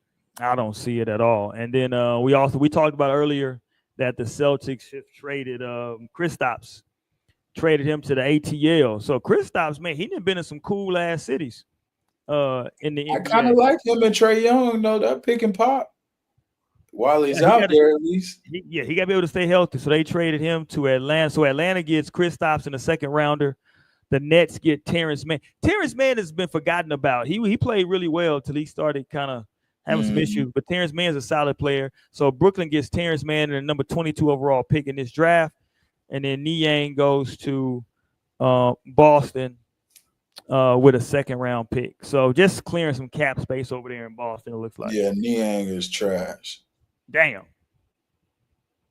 Shout out to Niang. I was trying to give Niang some props. Ross said Niang is trash. He always turned up though. Yeah, he would be ready to foul somebody hard. Yeah, he be turned up. Let's do this since we recapping before we get up out of here. Let's talk about this real quick because I told everybody, got about 3 minutes. I told everybody we got to pump our brakes on some of this stuff, some of these conversations we put in SGA in, because just based on statistics, this is why statistics you got to watch yourself. Here's the company that SGA just put himself in. The only players to win a scoring title, MVP, and the NBA Finals in the same year. That's not even Kareem. That's Lou Alcindor before we changed his goddamn name. Lou Alcindor, Michael Jordan, Shaquille O'Neal, and now SGA. He's not in that realm yet, but he can be, though. Okay. I think with SGA, what we're going to see, even though you and I wasn't really as impressed through this playoff run, I think what we're going to see, he's going to be somebody who's going to be high up in them record books. Like, realistically, he can average probably not 30 the next 6 years, but I could see another 3 years at 30 a game being one of the, top leading scorers. If he don't get the scoring title, he'll be second. But I can see him getting 1 or 2 more scoring titles. And then I could see him probably 5-6 years in a row averaging anywhere from 27 to 24. Right. So you look at it, by the time it's all said and done, he gonna be in them scoring books like Shaq. You know what I'm saying? He might not finish with the 4 or 5 rings. Realistically, I give him 2 in his career. I give him 2. Okay, that goes into my last question of the night to you, Ross. 2 minutes left. If you had to pick right now, who would you pick as your favorite to win the championship next year in the NBA? We know it's still some moves to be made, so I'm not going to hold you to this, but just based on what we know right now today. Dallas. Okay. I'm not mad at that. Because we know that they're going we know they picking Cooper Flag. We know that. We know that they just re-signed Kyrie. They got AD. They just re-signed Gafford. They got Clay. We went through their roster. I'm not mad at that. I'm not mad at that at all. If I had to pick, I'm trying to figure out, I want to say OKC to repeat, but it's just been so hard for teams to repeat lately. I'm trying to figure out if there's anybody I would take over them. The Lakers need to make another move before I take them, so I'm not ready to take them yet, but I reserve the right to pick them later. I'm going to go OKC versus the Knicks in the finals next year. I almost want to go Minnesota, but I'm gonna go Dallas. I almost want to go Minnesota because I really do think Minnesota's been the back-to-back conference finals in the West. And I think they might next year might be the year. Yeah, I'm gonna go Dallas 1. I'm gonna go Minnesota 2. And Houston will be my 3rd team. All Western Conference teams, of course. In the East, I think we make the finals. I'm not mad at that pick with Orlando. I'm not mad I at think that. we make the finals next year. I'm not mad at that. Hey, listen, man, y'all tap in with us on Thursday, man. We back Thursday, Ross and Risky. Peace, y'all. We out of here.